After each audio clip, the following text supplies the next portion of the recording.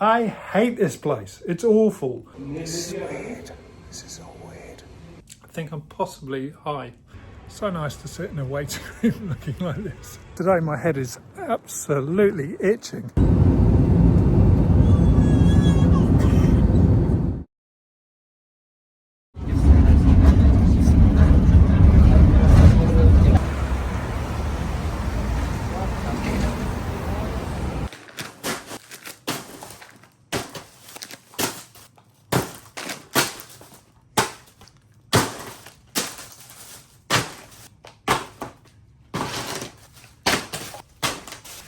Right, I think I've bought enough to hide in my hotel room for the next 3 days before I go back to Sweden, so I'm not going out there again. Good morning. It's 6:30 a.m.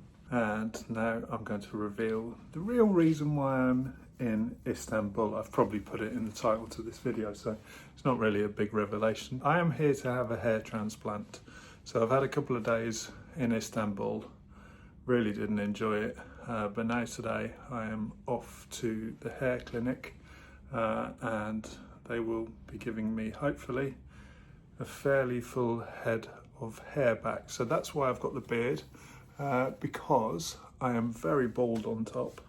I've been shaving my head for 20 years and they said that I have a good donor area at the sides, but also for when they do the crown, they need beard hair, which they take from under here. So the back of my head will be beard hair. But anyway, my hair right now is longer than it's ever been in, well, over 20 years. So I'm going to go down to the hotel lobby in 10 or 15 minutes where they will pick me up and take me off to the clinic. And then I don't know if I'll be able to film in there. Hopefully I will be able to. And we'll see how the day goes, and by this evening I will look like an absolute, I don't know, an absolute wreck probably, but we'll do a video later on to see how it turns out. Okay, wish me luck.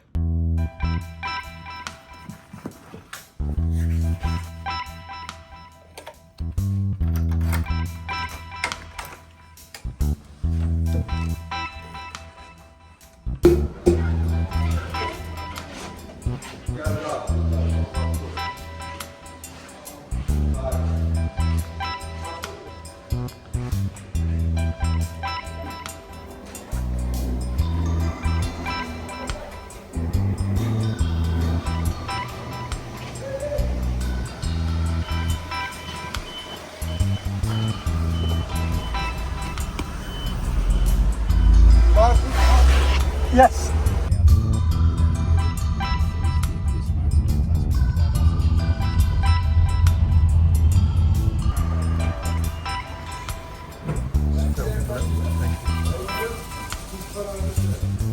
Good morning. Yeah.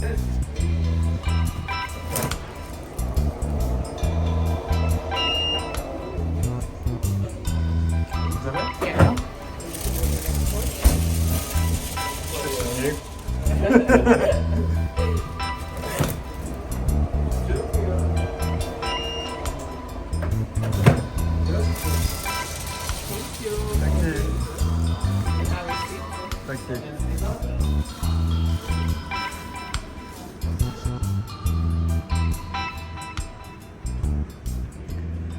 Okay, so I'm at the clinic and I got a nice meeting from the person who's looking after me, so that was nice. Probably the first person in Istanbul that's actually smiled and been nice, so that's good, good sign. I'm a little bit nervous now, it has to be said. So the first thing that's going to happen is I'm going to have some blood tests and they're going to look at my hair and I'll have a consultation about that, about what they're going to do, and then after that it will be the operation.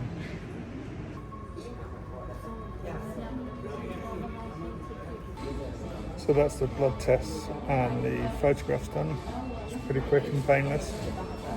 So now I'm just waiting for the next stage, which I guess is anaesthetics.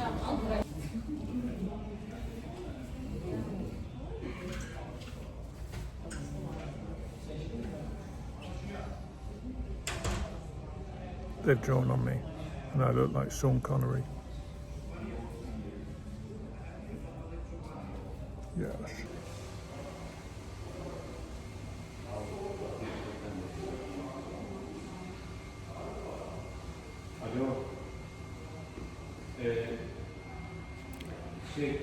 This is weird. This is all weird.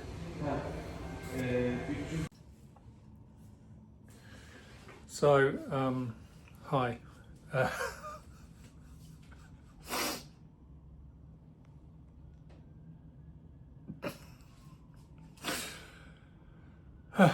I've just spent 12 hours at the hair transplant clinic. I got there at, I don't know, what time was it? About 7:30 this morning. And then there were some tests and things like that to do. And then I went into the surgery at, must have been, I don't know, sometime after 9 o'clock. And it finished at 8 o'clock this evening. And I only fainted once, which is when I was allowed to go, excuse me, I think I'm possibly high. Yeah, so I only fainted once, which was I can't talk about this. This is ridiculous. Look at the state of me. Like Robocop.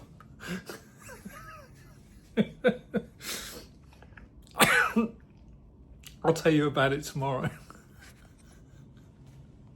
Okay, good morning.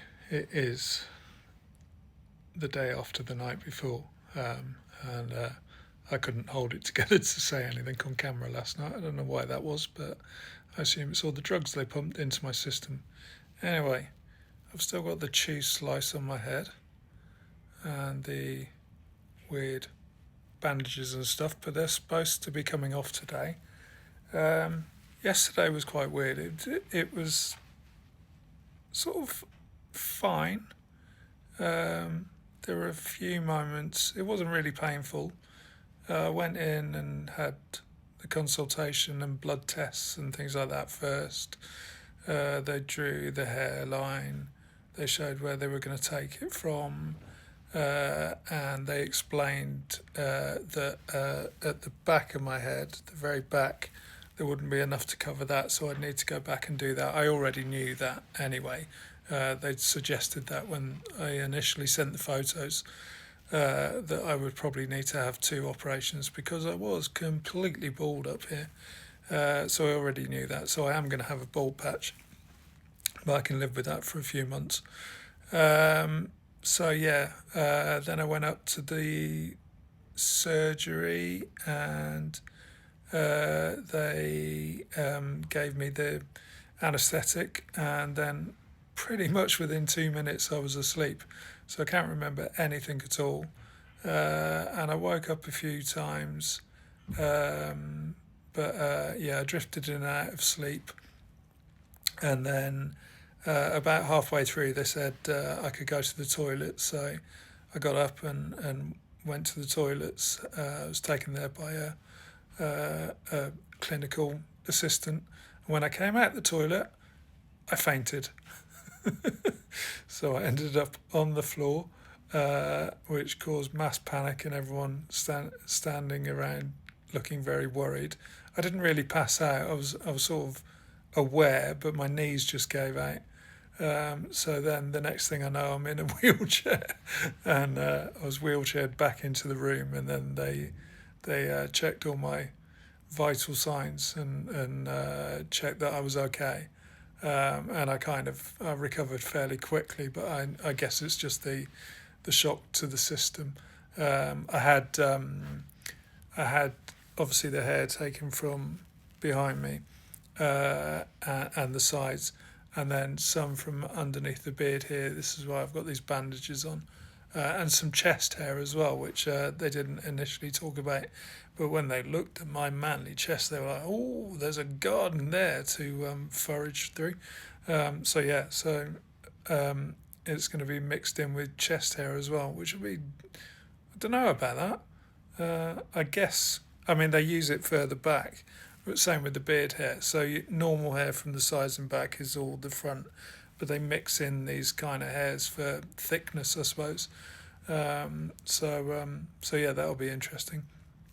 But anyway, same thing again. Had the anaesthetic pretty much out, and then when it was all finished, I was a bit dizzy. I hadn't eaten because you have to fast like for 12 hours beforehand, so I was absolutely starving. You're not even allowed to drink water, and it was very hot, very hot. So I think that's part of the reason why possibly I fainted. Although I think there's probably quite a natural response when I've been having bits poked into me and pulled out of me for several hours. Anyway, yeah, so I ate something in the room and then I felt a lot better. And then they put me back in the van and I came back to the hotel. And then I'm just hiding here now and I'm waiting to find out what time I need to go in today to get the bandages taken off. That happens today and they check it all out. And then tomorrow I think I'll go back as well and have the first sort of shampoo. And then that's it. So yeah, it was an interesting day. Oh, and actually sleeping wasn't too bad. I was worried about sleeping.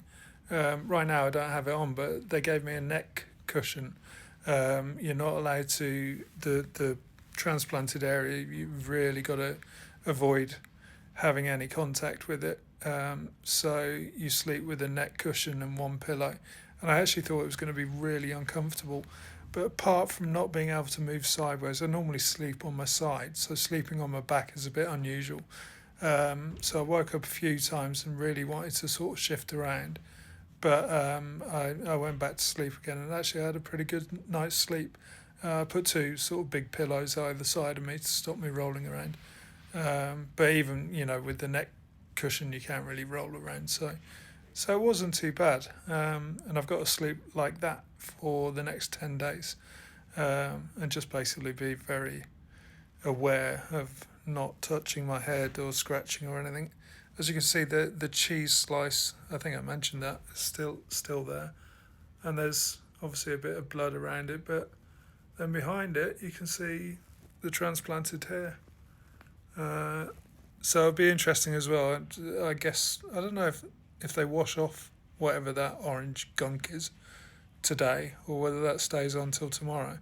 But it's there to protect the front hairs where it's they're more, I think they have single hairs at the front, so it's more delicate, and then further back you go they have like triple hairs.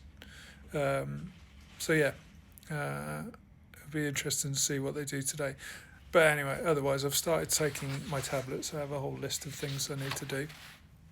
The first one I had to take half an hour before breakfast. So I'm just waiting for another 10 minutes, then I can have breakfast, which would be nice. No coffee though. Not like coffee.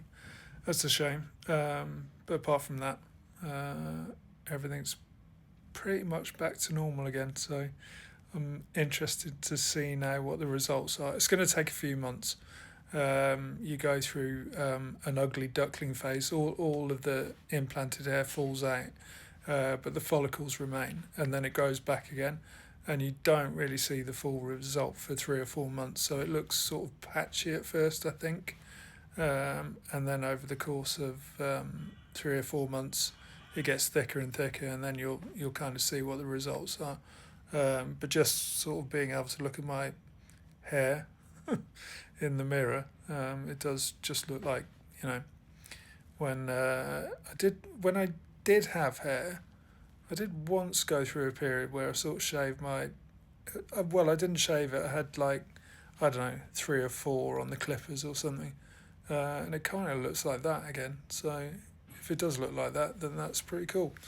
Yeah, we'll see. Anyway, I'm going to get dressed and then make myself some breakfast.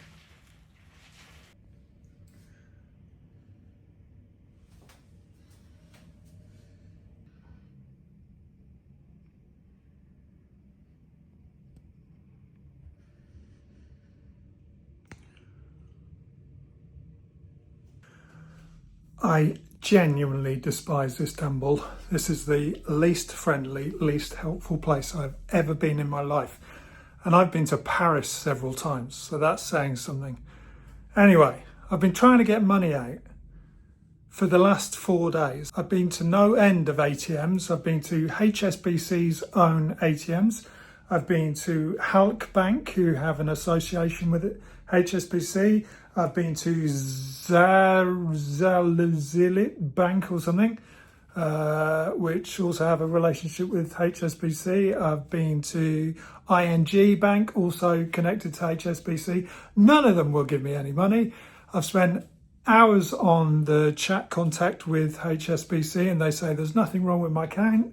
You've got the money there. There should be no reason. I even went into a bank branch just now trying to take the money out over the counter, and they said they couldn't do it. So I am stuck with no bloody money here. And the problem is the clinic takes 15% extra if you pay with a card. Now my bill is £2,500. So 15% is 390 quid or something. I don't want to pay that, obviously. That's ridiculous. But the fact is, because I can get my money from HSBC, who claim that they have nothing wrong their end, and they even suggested it's an ATM fault. I've been to 9 ATMs now. They can't all be broken, and they're all different banks as well. So,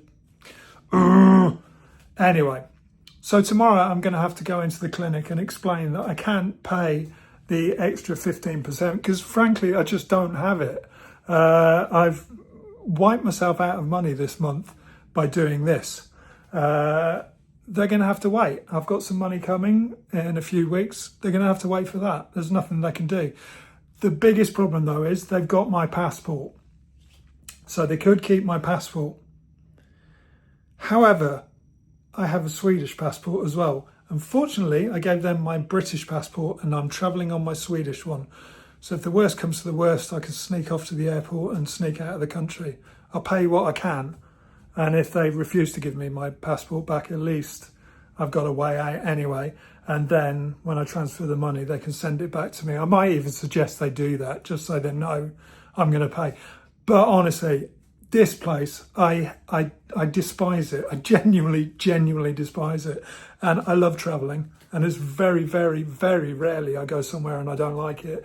This place, getting off. Anyway, healing. I look like a footballer. I look like an old retired footballer. Yeah.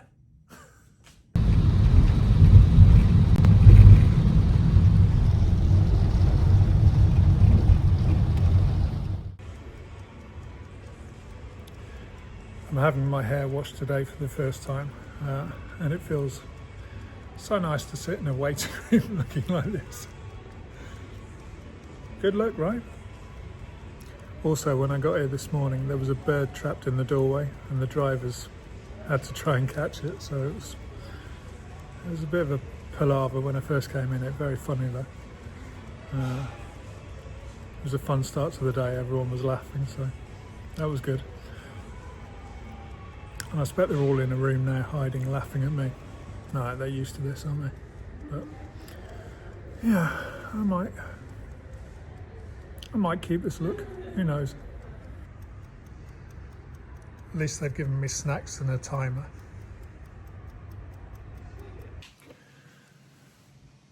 Okay, so I went to have my hair shampooed and to just check it all over and see if it was all right. And they gave me a clean bill of health and said they were happy with it.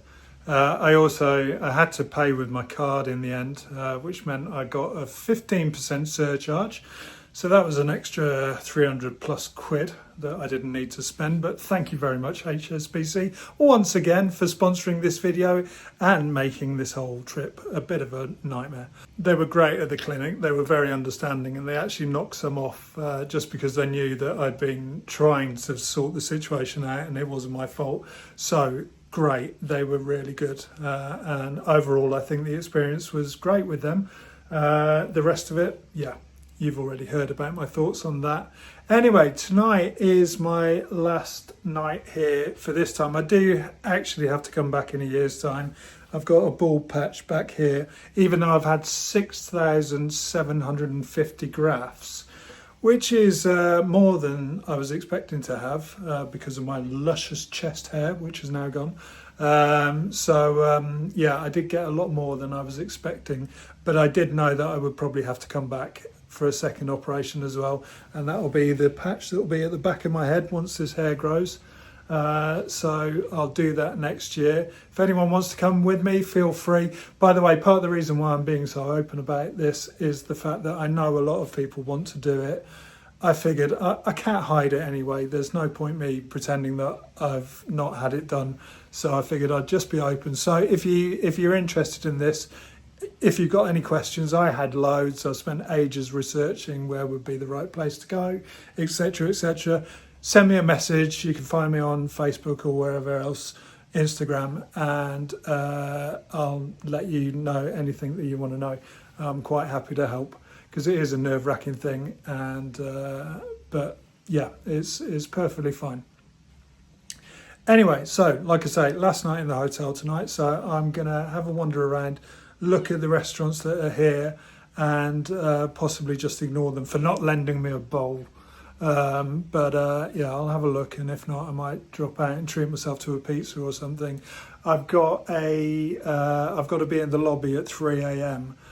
Because my flight tomorrow morning is at 6 a.m. So that's going to be nice, isn't it? Alarm set for 2:45. So anyway, I'm going to go and treat myself now to something, and then get back here, have an early night, and see what the morning brings.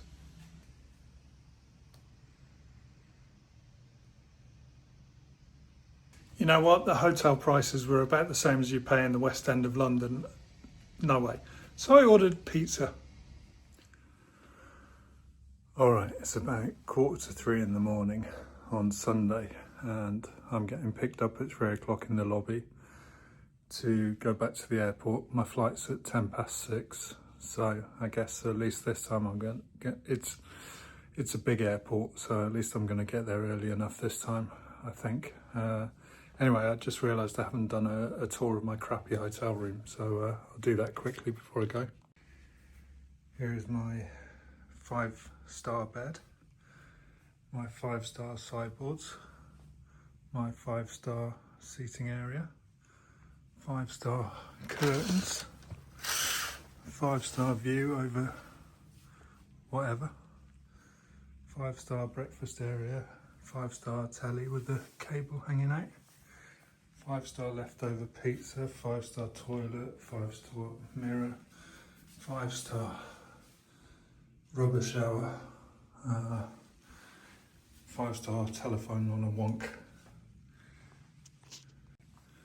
There you go. That's the tour of my 5-star, 3-star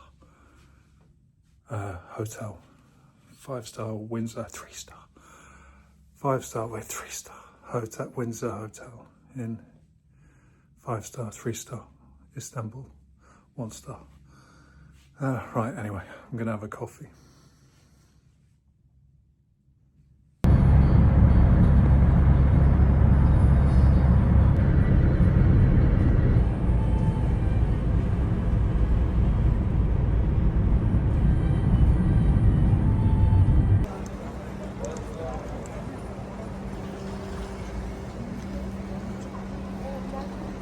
Of course, we got to the airport 2.5 hours early, and I just sailed straight through customs.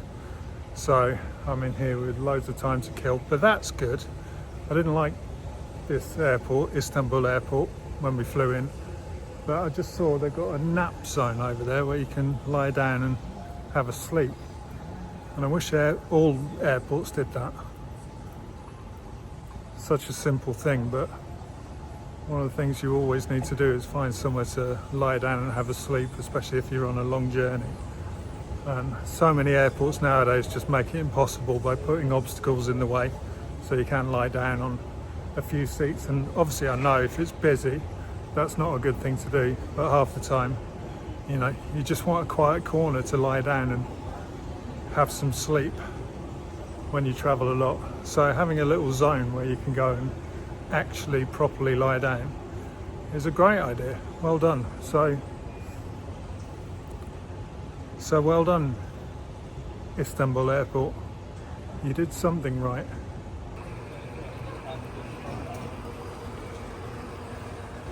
And then of course, while you're having a sleep and nap land, you can leave your kids at Cigar World, or whatever it's called, Cigar Land.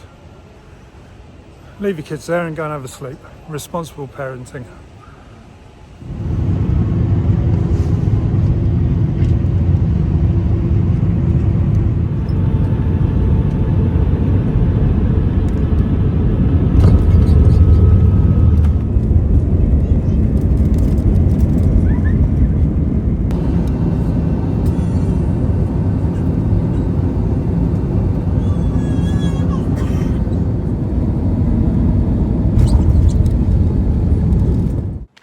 Right, I'm back in Sweden. That wasn't too bad.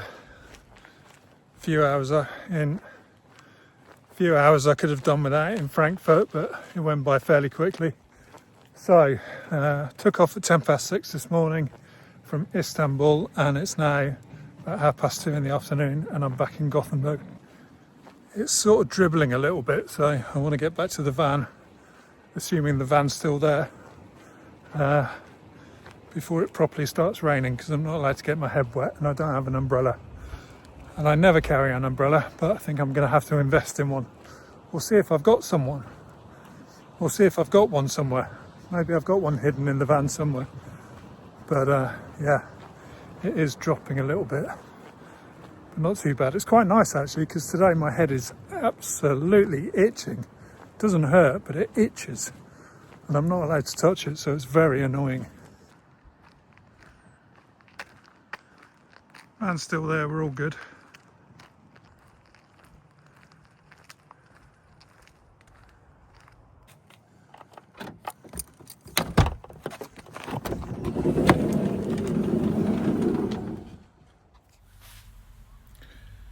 Hi, this is future me. Now, I've very cunningly done some subtle disguising of my face so that you can't actually see how the hair transplant has gone and what the results are.